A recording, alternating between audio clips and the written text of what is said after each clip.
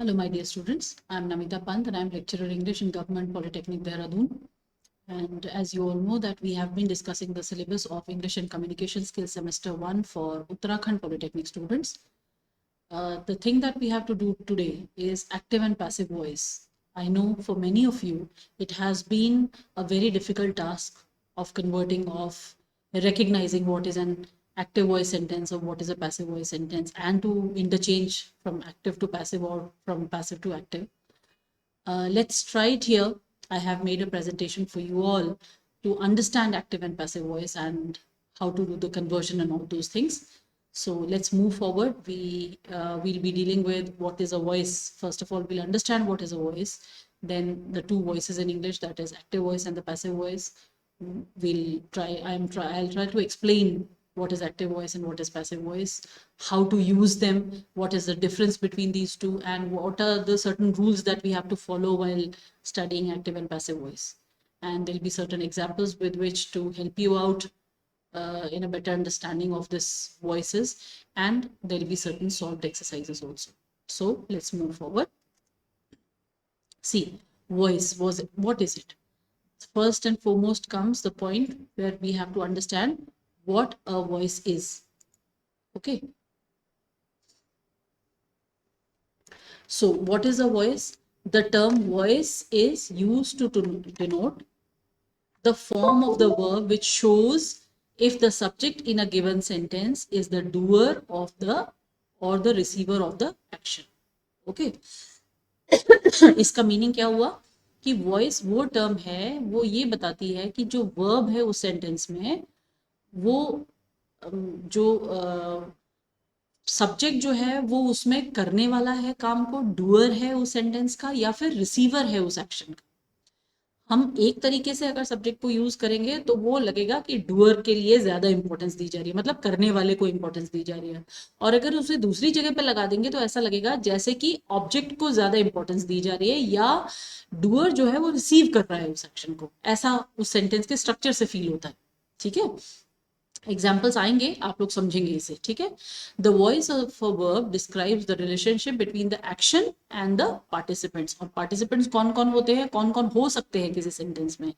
या तो सब्जेक्ट हो सकता है या फिर ऑब्जेक्ट हो सकता है ना, या फिर दोनों ही हो सकते हैं, उसमें एक डूअर होता है और एक रिसीवर होता है। ठीक है, अब हम देखेंगे वॉइस क्या करता है। जब हम उसको एक पर्टिकुलर तरीके से यूज करते हैं तो सब्जेक्ट को इंपॉर्टेंस मिल जाती है, और जब हम उसको दूसरे तरीके से यूज करते हैं यानी कि पैसिव वॉइस में यूज करते हैं तो वहां पे ऑब्जेक्ट को ज्यादा इंपॉर्टेंस मिल जाती है। ठीक है, ऐसा लगता है जैसे सब्जेक्ट जो है वो रिसीव कर रहा है किसी चीज को। ठीक है, रिसीविंग के एक्शन को ज्यादा इंपॉर्टेंस मिल जाती है। देखते हैं आगे क्या है। The two voices in the English language, कौन कौन सी दो वॉइसेस हैं? There are two voices in the English language and they are all as follows. You have heard these words earlier also, active voice and passive voice. ठीक है, let us look into the two voices a little in detail with the help of the meaning and definition given in the upcoming slides. आगे slides आ रही हैं, इसमें आपको meaning भी पता चलेगी। ठीक है, क्या कहते हैं इसे, क्यों कहते हैं इसे, और थोड़ा सा explanation होगा उसके बारे में। What is the active voice? Meaning क्या होता है इसका? The active voice in a sentence denotes that the noun or the pronoun that acts as the subject, जो उस sentence में subject होता है, is the doer of the action. मैंने आपको बताया था ना कि वहां पे करने वाले को इंपॉर्टेंस दी जाती है, और करने वाला कौन होता है? सब्जेक्ट कहलाता है ना, कर्ता। In other words, the subject performs the action और एक्ट्स अपॉन द वर्ब। ठीक है, ऐसा दिखेगा उस सेंटेंस से कि सब्जेक्ट एक्शन को परफॉर्म कर रहा है। ठीक है, जैसे एग्जाम्पल देखो, Rakesh paints a beautiful scenery. इस सेंटेंस में जो डूअर ऑफ द जॉब है वो क्या है? राकेश है ना। और काम क्या हो रहा है? पेंट करने का हो रहा है। तो ऐसा लग रहा है, हाँ, इस सेंटेंस से ये प्रतीत हो रहा है कि ये राकेश जो है, दिस इज डूइंग। ठीक है, वर्ब ऐसा यूज हो रहा है इसमें कि डूइंग पता चल रही है, कौन कर रहा है ये पता चल रहा है। क्या हो रहा है? वो सेकेंडरी प्लेस में आ रहा है। क्या हो रहा है? सीनरी पेंट हो रही है ना। क्या पेंट किया उसने? सीनरी पेंट करी, ये ऑब्जेक्ट है, लेकिन ये रिसीविंग एंड पे है अभी। ठीक, आप जब इसको मैं पैसिव वॉइस में कन्वर्ट करूंगी ना तो आपको और ज्यादा समझ आएगा। ठीक है, सेकेंड एग्जाम्पल देखिए, they have park the cars in the basement. काम क्या हुआ? कार को पार्क करने का काम हुआ। करने वाला कौन था? और सब्जेक्ट थे, यानी कि डूअर के ने काम किया ऐसा सेंटेंस से दिख रहा है।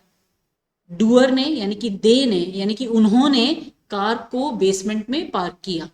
ठीक है, पार्क क्या, किसको किया पार्क? कार्स को किया, है ना। कहाँ किया? बेसमेंट में किया। किसको किया? कार्स जो है वो रिसीविंग एंड पे है, उन्हें किया गया।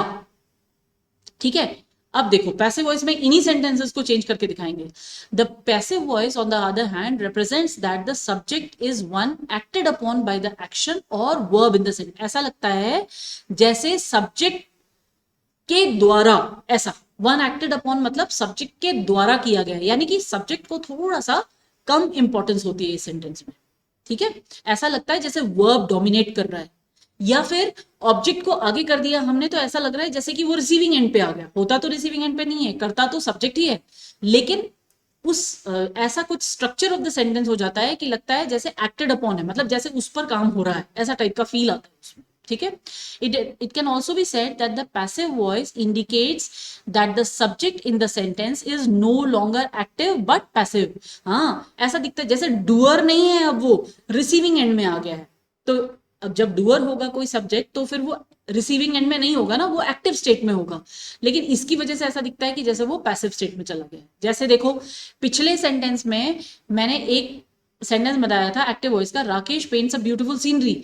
यहीं पर ही अगले सेंटेंस इसी का पैसिव वॉइस अगर हम बनाएं तो इसका ये बन जाएगा, a beautiful scenery is painted bye Rakesh. अब यहां पर देखो हमने क्या करा, काम वही हो रहा है, काम भी राकेश ही कर रहा है, लेकिन हमने जो ऑब्जेक्ट था उसे आगे कर दिया, ठीक है, और जो सब्जेक्ट था उसे पीछे कर दिया, और कुल मिला के ये इफेक्ट होने लगा, ऐसा लगने लगा जैसे राकेश जो है पैसिव है, मतलब वो कर नहीं रहा है। ब्यूटीफुल सीनरी राकेश के द्वारा पेंट की जा रही है, ऐसा इसका मीनिंग ये है। राकेश ने ब्यूटीफुल सीनरी पेंट की, एक सेंटेंस तो ये है, और दूसरा सेंटेंस है एक बहुत सुंदर सीनरी राकेश के द्वारा पेंट की गई। उल्टा जैसा लग रहा है ना, बिल्कुल। ठीक है, the cars have been parked in the basement by them. देखो पिछला sentence they have parked the cars in the basement, इसी को पैसिव वॉइस में। अब यहाँ पे हमने क्या किया, ऑब्जेक्ट को आगे लिया। मैंने आपको बताया था ना, यहाँ पर देखो ऑब्जेक्ट जो ये कार्स थे ये ऑब्जेक्ट था, है ना। हमने यहाँ पे क्या किया, ऑब्जेक्ट को आगे कर दिया। ठीक है, हैव बीन पार्क्ड वर्ब ये आ गया, इन द बेसमेंट बाय देम ये जो सब्जेक्ट था वो इतना पीछे आ गया। इस सेंटेंस से ऐसा फील ही नहीं हो रहा है कि देम जो है वो डूअर ऑफ द एक्शन रहे होंगे, ऐसा लग रहा है जैसे रिसीविंग एंड में होंगे। ये पूरा अपटर्न हो जाता है सेंटेंस का। कुल मिला के अगर हम इसे आसानी से समझना चाहे ना, तो एक असर्टिव सेंटेंस जो है वो इस तरीके का होता है, उसमें पहले सब्जेक्ट आता है, फिर वर्ब आता है, फिर ऑब्जेक्ट आता है। ठीक है, हम यहाँ क्या करते हैं जब पैसिव वॉइस में करते हैं, पहले ऑब्जेक्ट को ले आते हैं, और अब आप धीरे धीरे ऐसे देखेंगे, जब आपको पता, मतलब जब आप और डिटेल में करेंगे ना, तब आपको मालूम चलेगा कि ये जो हमने यहाँ पे ट्रांसफॉर्म करा ना इन सेंटेंसेस को, यहाँ पे हमने वर्ब को थर्ड फॉर्म में ले आए हैं।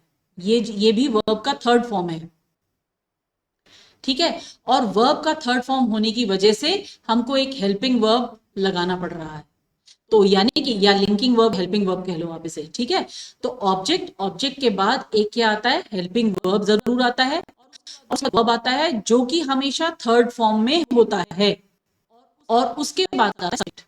ये जो स्ट्रक्चर आपको दिख रहा है ना, ये है पैसिव वॉइस का स्ट्रक्चर।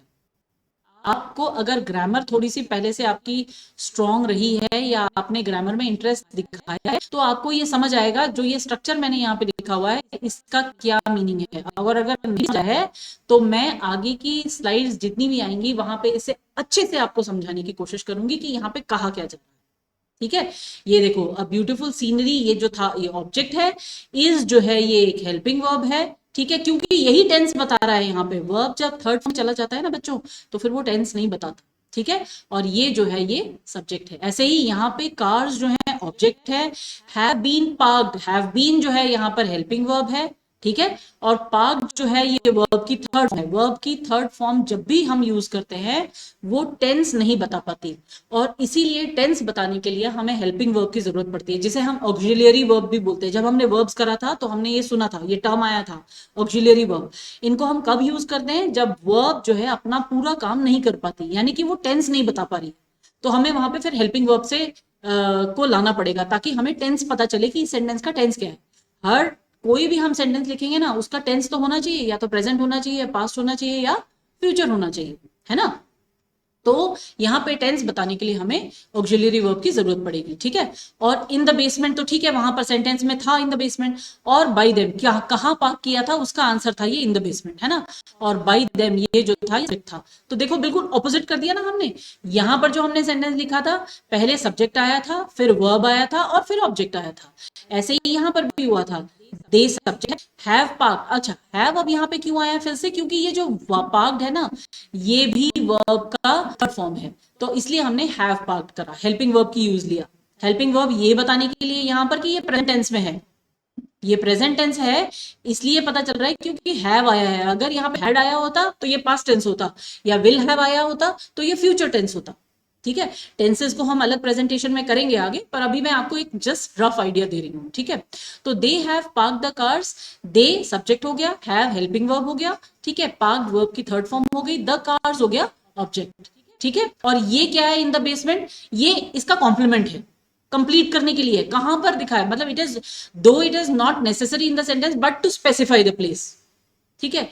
स्पेसिफिकेशन दे दे रहा है, बेसमेंट में पार्क करिए, ठीक। आगे देखिए, using the active voice and the passive voice, क्या क्या हमें पॉइंट्स याद रखने पड़ेंगे जब हम यूज करते हैं एक्टिव और passive voice.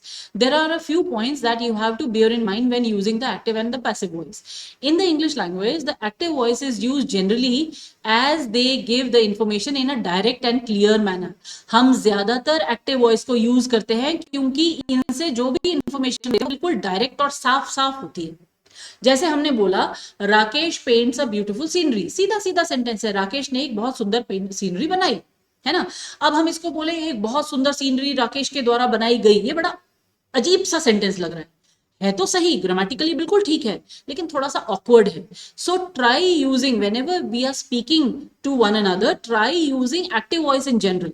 Active voice use करने की कोशिश करनी चाहिए। पैसिव वॉइस बहुत फॉर्मल टाइप फील होती है, बहुत फॉर्मल ओकेजन्स में कभी ऐसा कुछ कर रहे हो हम, तभी हम पैसिव वॉइस यूज करते हैं, अदरवाइज एक्टिव वॉइस ही ज्यादातर यूज की जाती है, ठीक है। Make sure you do not use the passive voice just because you think it sounds better. सुनने में बड़ा अच्छा लग रहा है, थोड़ा सा लॉफ्टी सा लग रहा है, बढ़ा चढ़ा जैसा लग रहा है, तो इसलिए हम इसको यूज करें, this is not correct. We should avoid using passive voice, ठीक है। Use it only if it is necessary, जरूरत पड़ने पर यूज करनी चाहिए। Remember that the active voice has the subject doing the action, है ना। याद रखना है हमने कि वहां पे सब्जेक्ट करने वाला हमें दिखता है, and the passive voice has the subject receiving the action. और पैसिव वॉइस में ऐसा दिखता है कि सब्जेक्ट जो है वो रिसीव कर रहा है एक्शन, वो पैसिव मोड में चला गया, ठीक है। If you want to communicate your thoughts and ideas clearly and effectively, specially in a professional setup, it would be best to use the active voice. आपको एक्टिव वॉइस ही ज्यादातर use करनी चाहिए प्रोफेशनल सेटअप्स में भी, ठीक। आगे देखिए, a pro tip for you to master the active voice and the passive voice is to know the structure and formula। अब आपको, अगर आप एक्टिव और पैसिव वॉइस को मास्टर करना चाहते हो तो आप एक स्ट्रक्चर, उसका फॉर्मूला याद कर लो, बस उसके बाद फिर आपको समझ आ जाएगा कि ये जो सेंटेंस सामने आपको दिख रहा है ये एक्टिव वॉइस में है या पैसिव वॉइस में। जैसा देखो मैंने आपको बताया अभी था, सब्जेक्ट वर्ब और ऑब्जेक्ट, SVO इसे शॉर्ट में बोलते हैं। मैं इससे पहले वाली दूसरी एक स्लाइड हम कर रहे थे जहां पर मैंने यही सब आपके लिए लिख के दिया था, है ना। पैसिव वॉइस में ऑब्जेक्ट वर्ब और सब्जेक्ट होता है, ऑब्जेक्ट आगे आ जाता है, सब्जेक्ट पीछे चला जाता है। यहां पर मैंने एक एडिशन और करा था कि ऑब्जेक्ट के बाद एक और चीज यूज होती है, वर्ब। इसको आप बिल्कुल नहीं भूलेंगे, थोड़ा सा और याद कर लीजिए, इसे थोड़ा सा और डिटेल में समझ लीजिए। हेल्पिंग वर्ब जरूर आएगा, और ये जो वर्ब मैंने आपको बताया कौन से फॉर्म में आएगा, ये वर्ब हमेशा पैसिव वॉइस में, हमेशा जो वर्ब होता है वो थर्ड फॉर्म में ही आता है, चाहे हम कंटिन्यूअस में ही क्यों ना बोल रहे हो। अगर वैसे हम नॉर्मली कंटिन्यूअस टेंस में बात करते हैं एक्टिव वॉइस में, तो अगर प्रेजेंट टेंस होता है तो इज, एम, आर यूज करते हैं, फिर वर्ब के साथ ING लगाते हैं। जैसे I am going to market, ये सेंटेंस मैंने बनाया, इसमें मैंने एम लगाया और गो जो वर्ब है उसके पीछे मैंने ING यूज किया।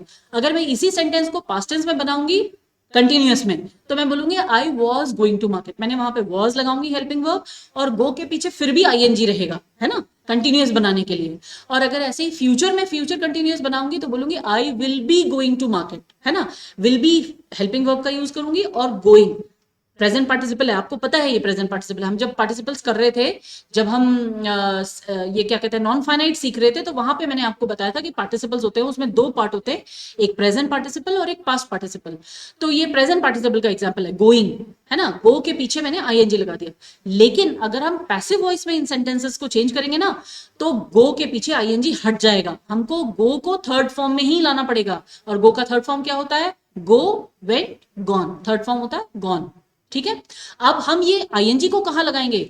जब हम एक्टिव वॉइस से पैसिव वॉइस में चेंज करते हैं ना, तो हम टेंस नहीं चेंज करते। मतलब अगर वो प्रेजेंट इंडेफिनिट में सेंटेंस है, तो वो पैसिव वॉइस में भी प्रेजेंट इंडेफिनिट में ही रहेगा। अगर वो प्रेजेंट कंटिन्यूअस में है, तो वो प्रेजेंट कंटिन्यूअस में ही रहेगा, टेंस नहीं बदलेगा उसका।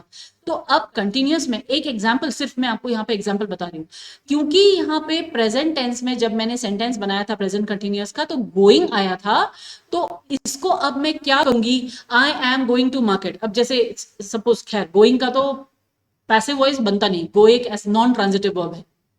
जब हम वर्ब्स पढ़ रहे थे, तो मैंने आपको बताया था कि ये नॉन ट्रांजिटिव वर्ब है, गो। मान लो यहाँ पे राइटिंग होता, ठीक है, I am writing a letter, ऐसा होता, और इसको मुझे पैसिव वॉइस में चेंज करना। ये गोइंग नॉन ट्रांजिटिव वर्ब है, इसलिए ये पैसिव वॉइस में चेंज नहीं होगा। ये sentence I am going to market का पैसिव वॉइस नहीं होता, क्योंकि यहां पर जो वर्ब यूज हुआ है वो नॉन ट्रांजिटिव है।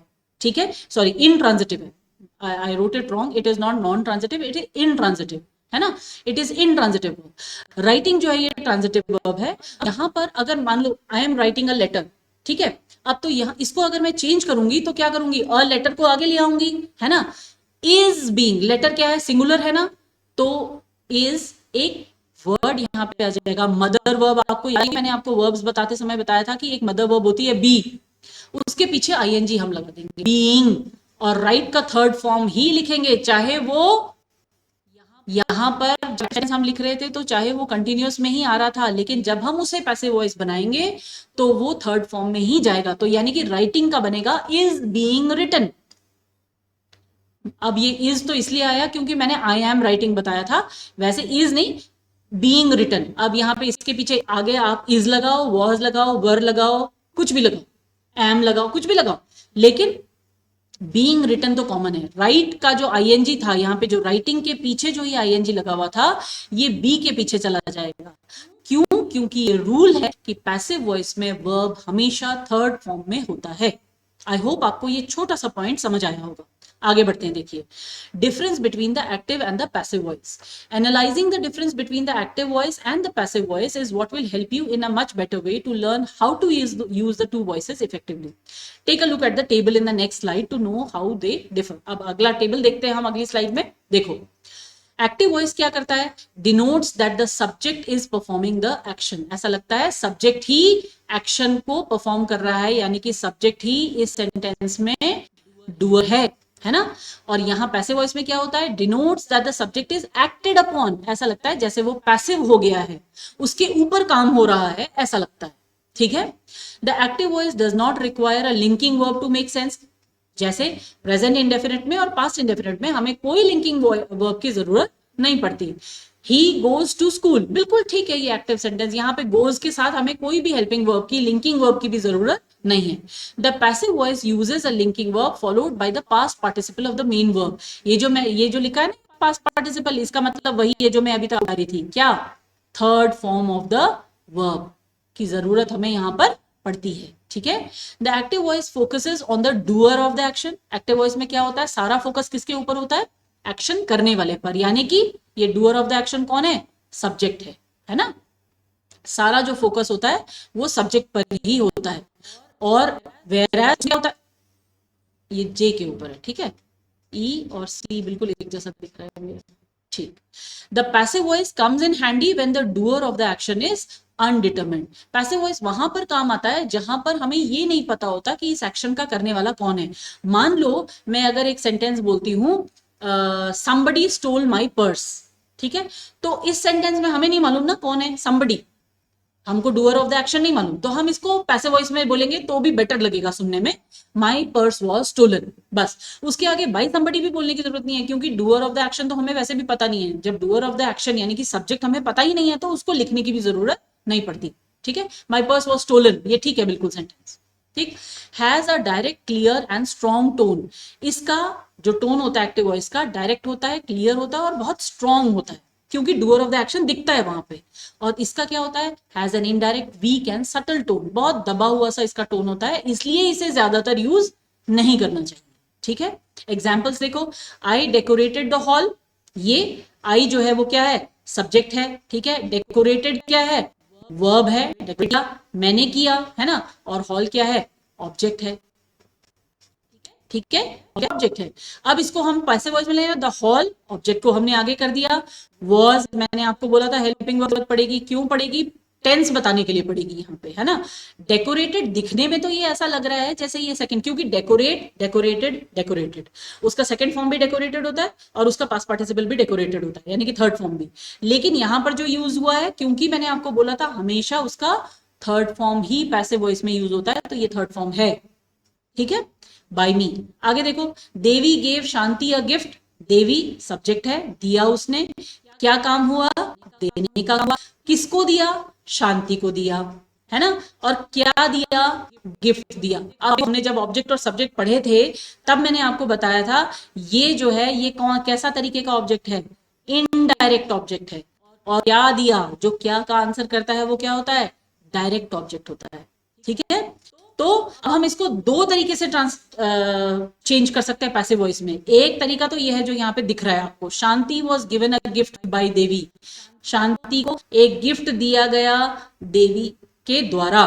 शांति कौन थी, ऑब्जेक्ट थी, वो इनडायरेक्ट ऑब्जेक्ट थी।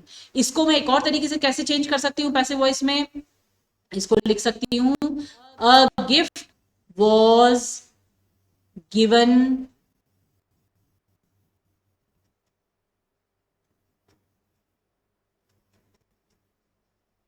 टू, दिया गिफ्ट टू शांति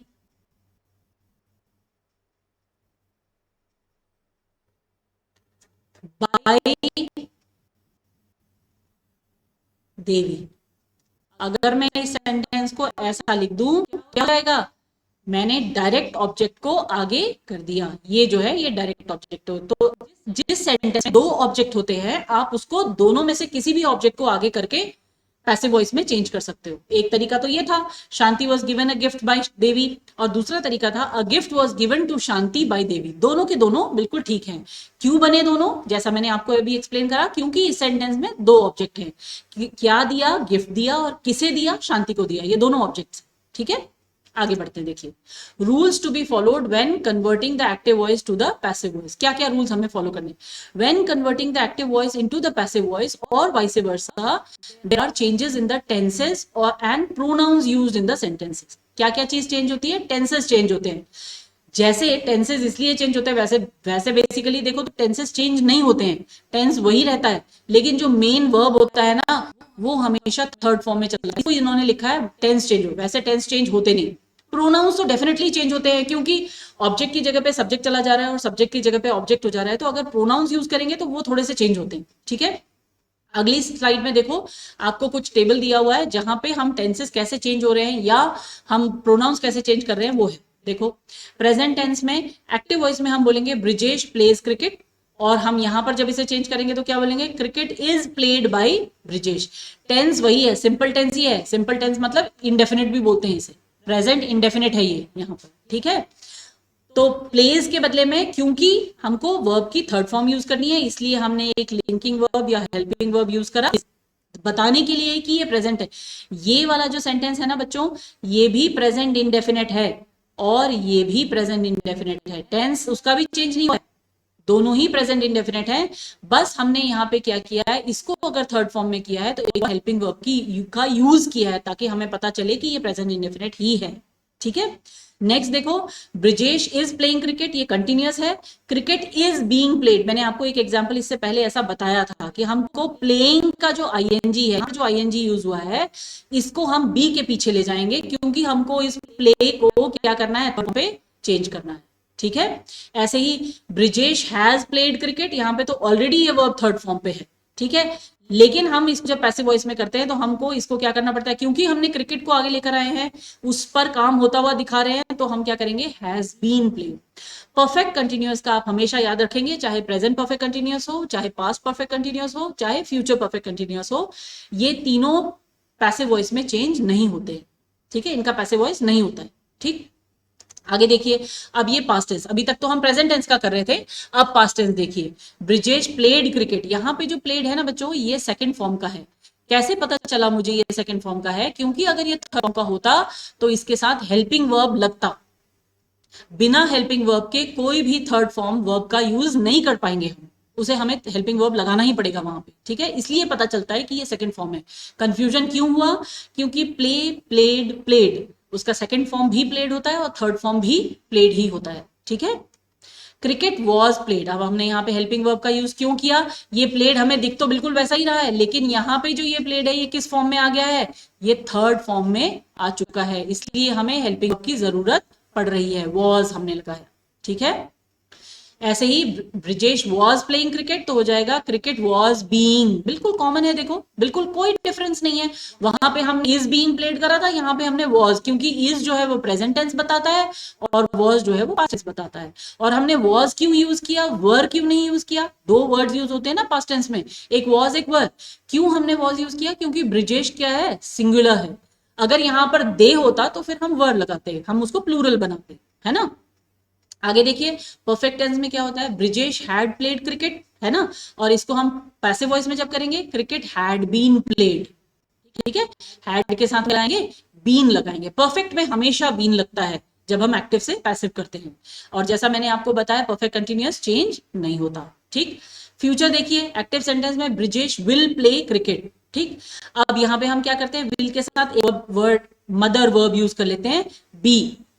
ठीक है, मदर वर्ब का यूज फ्यूचर टेंस में जरूर करते हैं। Will, cricket will be played, ये जो प्लेड है again third form of the verb है ना।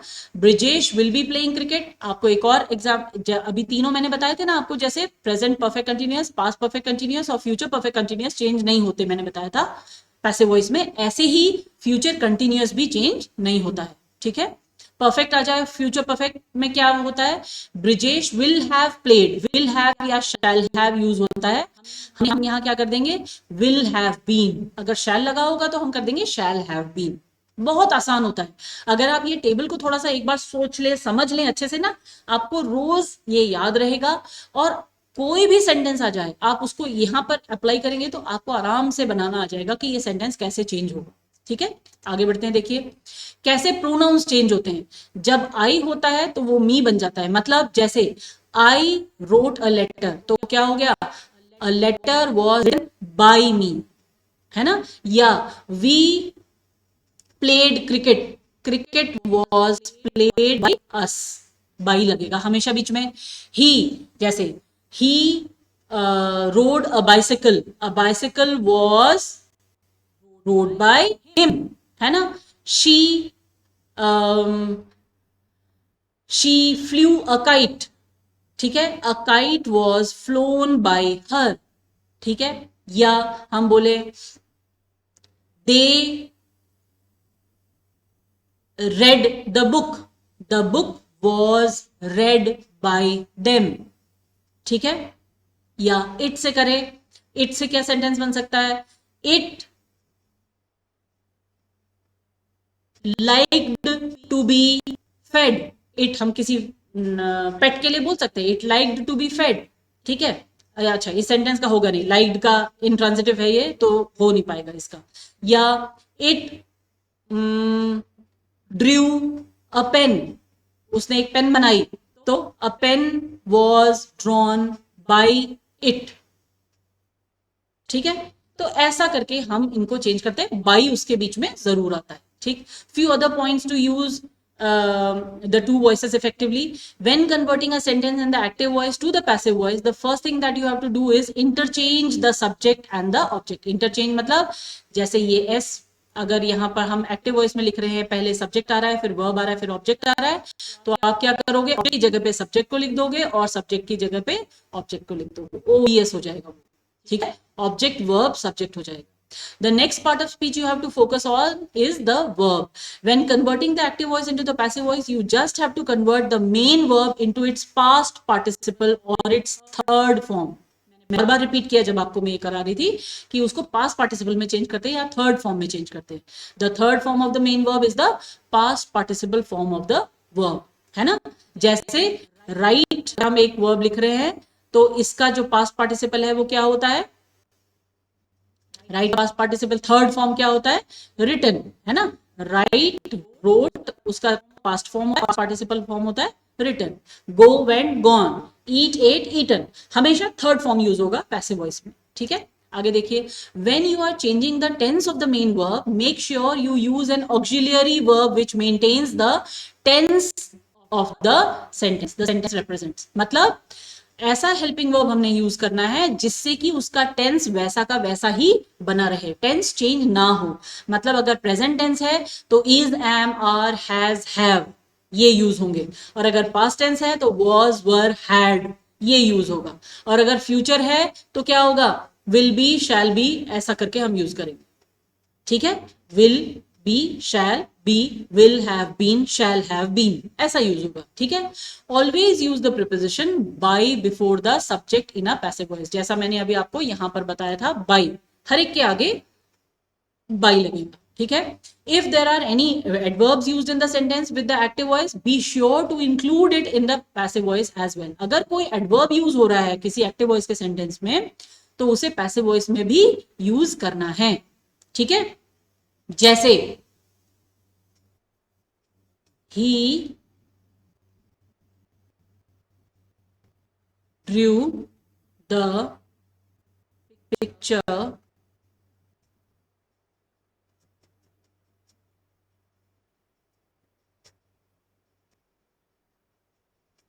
क्लियरली। मान लो अगर एक सेंटेंस ये है he drew the picture clearly, तो यहां पर क्या होगा, ये जो क्लियरली है ना ये एडवर्ब, तो हम इसको जब पैसिव वॉइस में भी चेंज करेंगे तब भी वैसा ही रहने लगे, क्या, the picture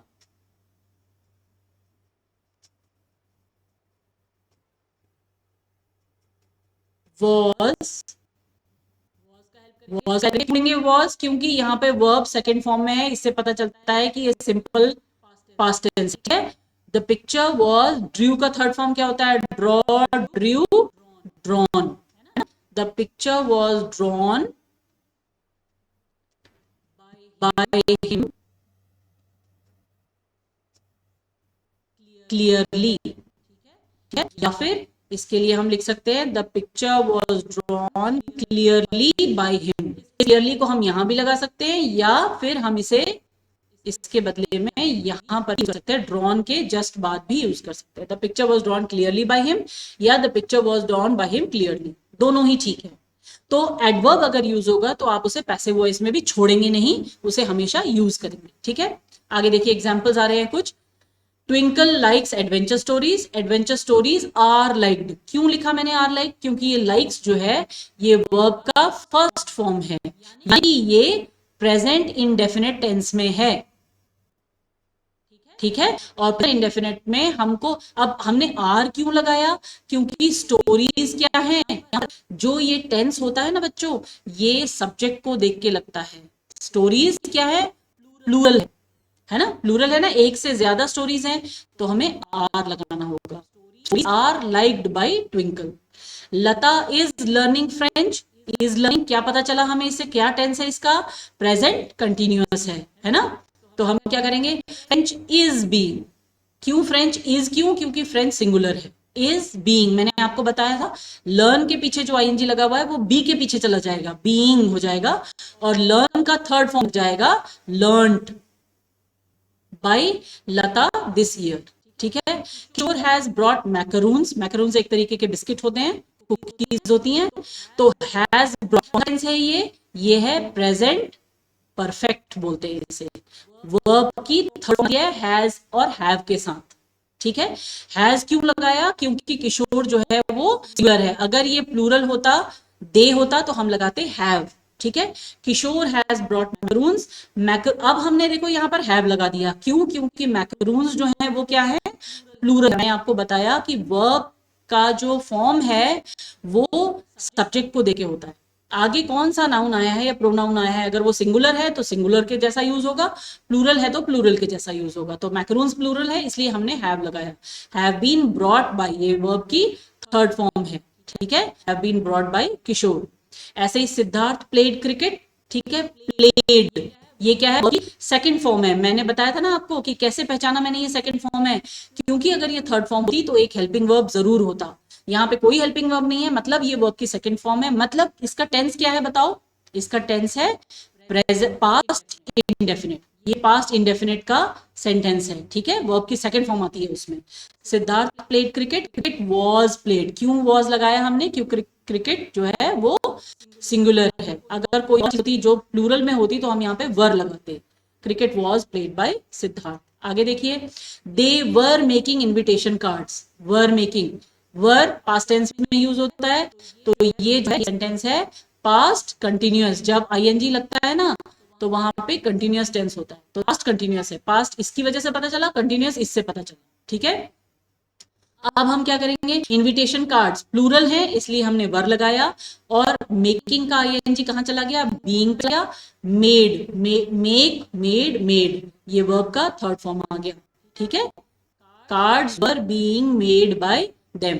Bina had packed, ये जो हैड पैक्ड है ये क्या है, ये है पास्ट परफेक्ट, इसे बोलते हैं, इसका जो टेंस है पास्ट परफेक्ट। पास्ट परफेक्ट का क्या पहचान होती है, हैड है उसमें, पहले तो सिंगुलर हो या प्लूरल हो सब में हैड आता है, ठीक है, और साथ में वर्ब की थर्ड फॉर्म। ये जो पैक्ड है ना, हमको क्योंकि पता नहीं चलता, पैक, पैक्ड, पैक्ड तीनों में ही, मतलब दोनों में ईडी लगता है, लेकिन इसकी वजह से पता चल रहा है कि ये थर्ड फॉर्म है, तो ये वर्ब की थर्ड फॉर्म है।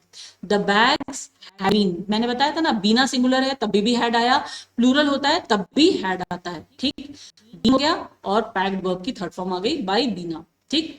एक्टिव वॉइस देखो, मीरा विल बाई, ये क्या है, विल जहां पर आ गया फ्यूचर इंडेफिनिट, फ्यूचर इंडेफिनिट में विल या शैल के साथ वर्ब की फर्स्ट फॉर्म जो बाई है, ये वर्ब की फर्स्ट फॉर्म है, ये लगती है, ठीक है। Meera will buy the refreshments for the party, the refreshments for the party will be, हम क्या करेंगे यहाँ पे एक बी लगा देंगे, और फिर बाई को हम क्या करेंगे थर्ड फॉर्म में ले जाने देंगे, बॉट, बाई बॉट, ठीक है, by Meera.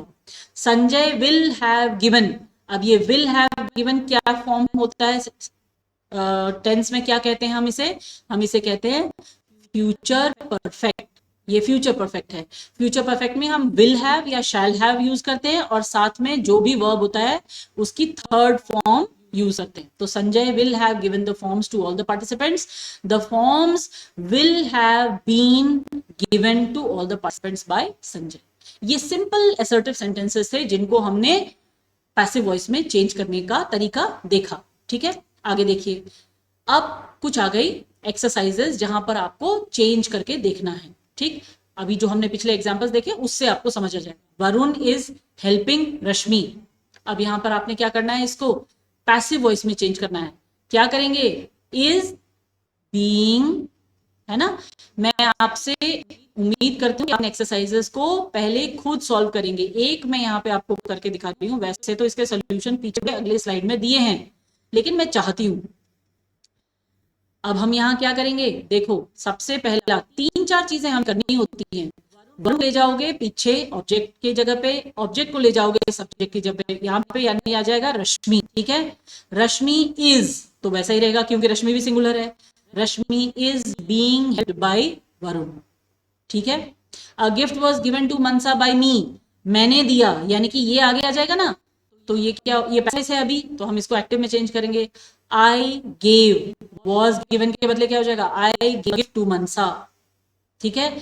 Satna will sing all my life at the nationals, गाएगी, तो संतना विल सिंग, इसको पैसिव वॉइस में चेंज करना है, क्या गाएगी, all my life, all my life will be sung by Santana at the nationals, ऐसा बन जाएगा ये सेंटेंस। देखो आगे इसके सबके सॉल्यूशन दिए हुए हैं, आप इसको आराम से चेक कीजिए, पहले तो खुद सॉल्व करने की कोशिश कीजिएगा और उसके बाद इसे एक एक करके चेक भी कीजिएगा पीछे, ठीक है।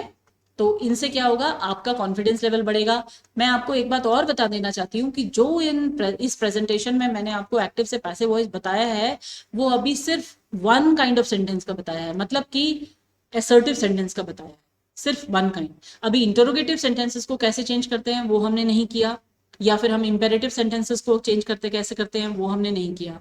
वो हम जैसे जैसे प्रैक्टिस करते रहेंगे ना आगे, तो फिर मैं आपको बताती रहूंगी आगे फ्यूचर प्रेजेंटेशंस में। आई होप मैं अभी और इसकी कुछ और प्रेजेंटेशंस बना दूंगी आपकी हेल्प के लिए। अगर आपको ये इंटरेस्टिंग लग रहा है या अगर आपको समझने का मन है इसको, तो आप मुझे कमेंट बॉक्स में जरूर लिख के भेजिएगा। मैं इसमें और ज्यादा प्रेजेंटेशंस बनाऊंगी ताकि आप लोगों की और हेल्प हो सके, आप लोग और क्लियरली समझ सको कि एक्टिव से पैसिव वॉइस कैसे चेंज करते हैं या क्या क्या चीजों का हमें ध्यान रखना पड़ता है।